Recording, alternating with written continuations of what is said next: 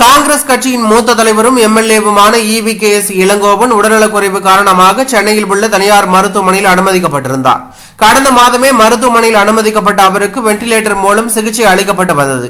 அவருடைய உடல்நலம் முன்னேற்றம் அடைந்திருப்பதாக மருத்துவர்கள் கூறிய நிலையில் தற்போது கவலைக்கிடமாக இருப்பதாக மருத்துவமனை நிர்வாகம் அதிர்ச்சி தகவலை வெளியிட்டிருந்தது. மேலும் அவருடைய உடல்நலத்தில் பின்னடைவு ஏற்பட்டுள்ளதாக மருத்துவமனை நிர்வாகம் கூறிய நிலையில் தற்போது அவர் உயிரிழந்துள்ளார். அவருடைய மறைவுக்கு தமிழ்நாடு காங்கிரஸ் தலைவர் செல்வ பெருந்தகை இரங்கல் தெரிவித்துள்ளதாக தகவல் வெளியாகி மேலும் பல தலைவர்களும் இரங்கல் தெரிவித்து வருவதாக தகவல் வெளியாகி பெரும் பரபரப்பையும் அதிர்ச்சியும் ஏற்படுத்தியுள்ளது.